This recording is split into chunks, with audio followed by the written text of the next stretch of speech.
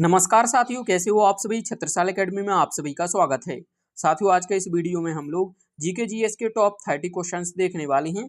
ये साथियों आपके प्रीवियस ईयर एग्जाम्स में पूछे जा चुके हैं और आपके आने वाले सभी कॉम्पिटेटिव एग्जाम्स के लिए काफी इंपॉर्टेंट है। इसलिए साथियों वीडियो को कंप्लीट अंत तक जरूर देखिएगा। साथियों, वीडियो के अंत में मैं आपसे एक क्वेश्चन पूछूंगा, उसका आंसर आप लोगों को कमेंट बॉक्स में बताना है। चलिए साथियों, आज का पहला क्वेश्चन देखते हैं। पहला क्वेश्चन है, भारत में कुल कितने अमूर्त धरोहर है। साथियों, यदि आपको किसी भी प्रश्न का जवाब पहले से पता है तो आप लोग कमेंट बॉक्स में जरूर बताइएगा।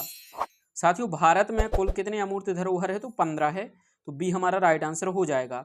साथियों, यूनेस्को की विश्व धरोहर स्थल में भारत के कितने स्थल शामिल है तो 43 है, ये आपको याद रखना है। आगे देखते हैं, अगला प्रश्न देखते हैं। दिया है, निम्नलिखित में से किस त्योहार का संबंध जैन धर्म से है। ऑप्शन में देगा नवरोज, पर्युषण, ईस्टर या फिर मुहर्रम। साथियों, राइट आंसर हो जाएगा पर्युषण। इस त्योहार का संबंध जैन धर्म से है। अगला देखते हैं। दिया है, निम्न में से किस त्योहार का संबंध झारखंड से है। ऑप्शन में देखा है सरहुल, बांग्ला, होर्नबिल या फिर लोसांग। साथियों, राइट आंसर हो जाएगा सरहुल त्योहार। यह झारखंड राज्य में मनाया जाता है। आगे देखते हैं,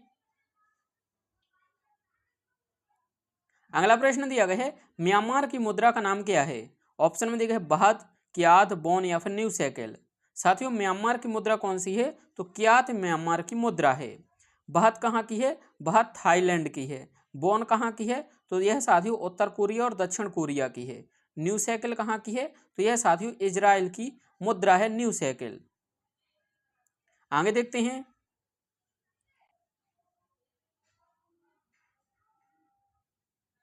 अगला प्रश्न है साथियों, भारत रत्न पुरस्कार प्राप्त करने वाली पहली भारतीय संगीतकार कौन है।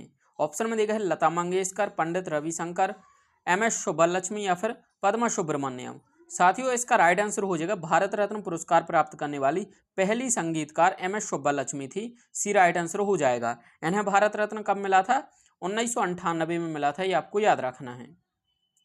आगे देखते हैं, अगला दिया गया साथियों, निम्न में से कौन सत्रिया शास्त्रीय नृत्य के प्रतिपादक थे। साथियों, कौन सत्रिया नृत्य के प्रतिपादक थे। ऑप्शन में देखा है झाबेरी बहन, पद्मा सुब्रमण्यम, गुरु विपिन सिंह या फिर श्रीमंत शंकरदेव। साथियों, इसका राइट आंसर हो जाएगा श्रीमंत शंकरदेव सत्रिया नृत्य के प्रतिपादक थे। साथियों, झाबेरी बहनों का संबंध किस नृत्य से है तो यह साथियों आपको याद रखना मणिपुरी शास्त्रीय नृत्य से है। पद्मा सुब्रमण्यम भरतनाट्यम शास्त्रीय नृत्य से संबंधित है। गुरु विपिन सिंह यह साथियों आपको याद रखना मणिपुर से ही संबंधित है। आगे देखते हैं, अगला प्रश्न देखते हैं। दिया गया है, निम्न में से कौन प्रमुख वीणा वादक है। ऑप्शन में दिया गया है उस्ताद सबरी खान, पंडित रामनारायण, ब्रजभूषण काबरा या फिर विश्व मोहन भट्ट। साथियों, वीणा वादक कौन है तो विश्व मोहन भट्ट ये वीणा वादक है, ये आपको याद रखना है। साथियों, सबरी खान और राम नारायण ये कौन है तो यह साथियों सारंगी से संबंधित है। किससे है, सारंगी से। और साथियों, ब्रजभूषण काबरा यह किससे संबंधित है तो आपको याद रखना है गिटार से संबंधित है। अगला प्रश्न देखते हैं। दिया गया साथियों, हड़प्पा सभ्यता का कौन सा नगर 3 भागों में विभाजित था। ऑप्शन में देखा है कालीबंगा, धौलावीरा, लोथल या फिर चनहुदड़ो। राइट आंसर हो जाएगा साथियों धौलावीरा। यह 3 भागों में विभाजित था। धौलावीरा कहाँ था तो साथियों धौलावीरा यह गुजरात राज्य में स्थित था। कालीबंगा कहाँ तो यह राजस्थान में था। लोथल कहाँ था, यह गुजरात में। चनहुदड़ो कहाँ पर था साथियों, चनहुदड़ो वर्तमान पाकिस्तान में है। अगला प्रश्न दिया गया है, सिंधु घाटी सभ्यता थी। साथियों, सिंधु घाटी सभ्यता कैसी सभ्यता थी। ऑप्शन में देखा लोह युगीन, ताम्र युगीन, काश्य युगीन या फिर इनमें से कोई नहीं। साथियों, सिंधु घाटी सभ्यता या साथियों काश्य युगीन सभ्यता थी। सी हमारा राइट आंसर हो जाएगा।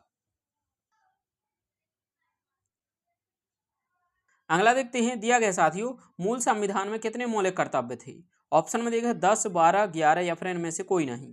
साथियों, इसका राइट आंसर हो जाएगा डी, एक भी नहीं। साथियों, मौलिक कर्तव्यों को 42वें संविधान संशोधन 1976 के द्वारा जोड़ा गया था, ये आपको याद रखना है। और कितने उस समय जोड़े गए थे मौलिक कर्तव्य तो 10 मौलिक कर्तव्य जोड़े गए थे।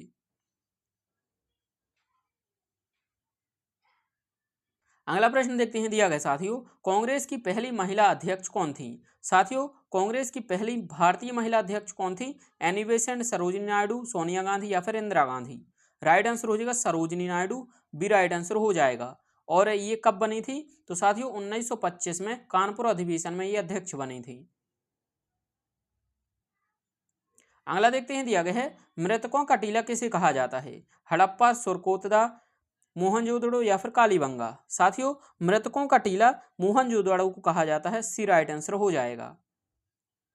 अगला देखते हैं, अगला प्रश्न दिया गया है समान सिविल संहिता का उल्लेख संविधान के किस अनुच्छेद में है? साथियों समान सिविल संहिता का उल्लेख किस अनुच्छेद में है? तो अनुच्छेद 44 में है।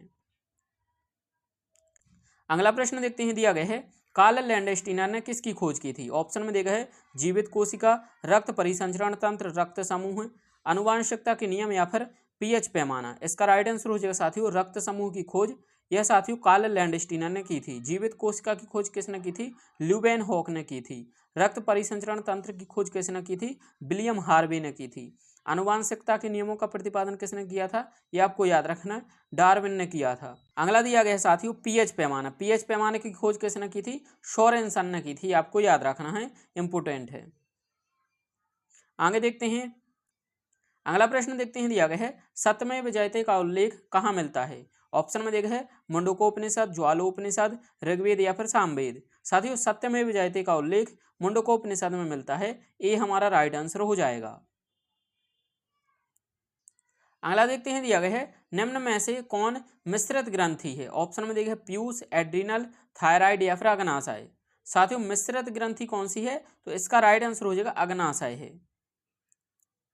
आगे देखते हैं, अगला देखते हैं, दिया गया साथियों वेदों में झेलम को किस नाम से जाना जाता है? अस्कनी, वितस्ता, परुषणी या फिर अघन्य। इसका राइट आंसर हो जाएगा वितस्ता नाम से जाना जाता था, तो बी राइट आंसर हो जाएगा। अगला प्रश्न देखते हैं, दिया गया है धम्मचक्र प्रवर्तन का संबंध किससे है? ऑप्शन में देखा सारनाथ, लुम्बिनी, बोधगया या फिर कुशीनगर। साथियों धम्मचक्र प्रवर्तन का संबंध यह साथियों आपको याद रखना सारनाथ से है। ये हमारा राइट आंसर हो जाएगा। अगला प्रश्न है साथियों, दिया गया है 23वें जैन तीर्थंकर कौन थे? ऑप्शन में देखिए ऋषभदेव, पारसनाथ, महावीर स्वामी या फिर इनमें से कोई नहीं। साथियों 23वें जैन तीर्थंकर पारसनाथ जी थे, बी राइट आंसर हो जाएगा। पहले कौन थे? तो ऋषभदेव थे। और साथियों 24वें कौन थे? तो महावीर स्वामी 24वें तीर्थंकर थे, आपको याद रखना है। अगला देखते हैं, दिया गया साथियों निम्नलिखित में से कौन असत्य है? ब्लैक पैगोडा उड़ीसा में बिल्कुल सही है। कैलाश मंदिर महाराष्ट्र बिल्कुल सही है। सबरीमाला मंदिर यह केरल में है, तो ये गलत हो जाएगा।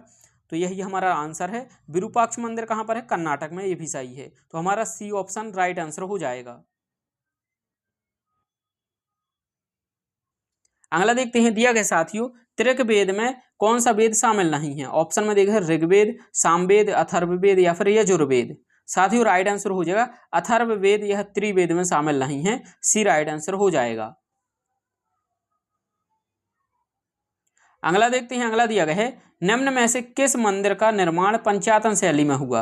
ऑप्शन में देखा है खजुराहो मंदिर, मीनाक्षी मंदिर, कामाख्या मंदिर या फिर दिलवाड़ा मंदिर। इसका राइट आंसर हो जाएगा खजुराहो मंदिर। यह साथियों पंचायतन शैली में निर्मित है, ये हमारा राइट आंसर हो जाएगा। अगला देखते हैं, दिया गया साथियों इंपोर्टेंट क्वेश्चन है अलाई दरवाजा दिल्ली में किस शासक के द्वारा बनवाया गया था? ऑप्शन में देखा है कुतुबुद्दीन ऐबक, अलाउद्दीन खिलजी, मोहम्मद बिन तुगलक या फिर खिज्र खां। साथियों अलाई दरवाजा का निर्माण अलाउद्दीन खिलजी ने करवाया था, बी राइट आंसर हो जाएगा। नेक्स्ट देखते हैं, अगला प्रश्न है साथियों बुलंद दरवाजे का निर्माण किस शासक के द्वारा करवाया गया था? ऑप्शन में देखा है अकबर, हुमायूं, जहांगीर या फिर शाहजहां। साथियों बुलंद दरवाजा का निर्माण अकबर ने करवाया था, ए राइट आंसर हो जाएगा। कहां पर करवाया था? फतेहपुर सीकरी में करवाया था। अगला प्रश्न दिया गया है निम्नलिखित में से कौन सा देश G20 का सदस्य नहीं है? साथियों G20 का सदस्य कौन सा देश नहीं है? अमेरिका, जर्मनी, इंग्लैंड या फिर भारत। इसका राइट आंसर हो जाएगा भारत G20 का सदस्य नहीं है, डी हमारा राइट आंसर हो जाएगा। अगला प्रश्न है साथियों भारत के पहले गवर्नर जनरल कौन थे? ऑप्शन में देखा है Clive, Warren Hastings, William Bentinck या फिर कैनिंग। साथियों भारत के पहले गवर्नर जनरल ये आपको याद रखना है विलियम बेंटिंग थे, सी राइट आंसर हो जाएगा। साथियों पहले वायसराय की बात करें तो वायसराय लॉर्ड कैनिंग थे। और यदि पूछे कि बंगाल का पहला गवर्नर जनरल कौन था, तो बंगाल का पहला गवर्नर जनरल वारेन हेस्टिंग था, ये आपको याद रखना है। अगला प्रश्न साथियों, बंगाल विभाजन के समय भारत का वायसराय कौन था? कैनिंग, वेलेजली, कर्जन या फिर रिपेन? साथियों बंगाल विभाजन के समय भारत का वायसराय लॉर्ड कर्जन था, तो सी राइट आंसर हो जाएगा। अगला प्रश्न है साथियों, स्थायी बंदोबस्त व्यवस्था किसके द्वारा शुरू की गई थी? साथियों स्थायी बंदोबस्त व्यवस्था यह आपको याद रखना 1793 में कॉर्नवालिस के द्वारा शुरू की गई थी, सी हमारा राइट आंसर हो जाएगा। अगला प्रश्न है साथियों, काकोरी ट्रेन डकैती घटना कब हुई थी? साथियों इसका राइट आंसर हो जाएगा 9 अगस्त 1925 में यह घटना हुई थी, सी राइट आंसर हो जाएगा। साथियों अंतिम क्वेश्चन है ये, यहाँ पर 30 है। 30 क्वेश्चन दिया गया है, महात्मा ज्योतिबा फुले द्वारा रचित पुस्तक कौन सी है? डिस्कवरी ऑफ इंडिया, गीता रहस्य, सत्यार्थ प्रकाश या फिर गुलामगिरी? साथियों राइट आंसर हो जाएगा महात्मा ज्योतिबा फुले के द्वारा गुलामगिरी पुस्तक लिखी गई थी। डिस्कवरी ऑफ इंडिया किसके द्वारा? जवाहरलाल नेहरू के द्वारा लिखी गई थी। गीता रहस्य किसके द्वारा लिखी गई थी? तो गीता रहस्य किसकी पुस्तक है? तो यह साथियों बाल गंगाधर तिलक की है। और सत्यार्थ प्रकाश किसकी है? दयानंद सरस्वती की है, आपको याद रखना है। साथियों इसका आंसर जो अगला दिया गया है, इसका आंसर आप लोगों को कमेंट बॉक्स में बताना है। दिया गया है भारत की सबसे पुरानी पर्वत श्रेणी कौन सी है? जो भी सही आंसर आप लोग कमेंट बॉक्स में बताइए। और साथियों वीडियो पसंद आया है तो वीडियो को लाइक और चैनल को सब्सक्राइब जरूर कर दीजिए। Thank you for watching. मिलते हैं नेक्स्ट वीडियो में।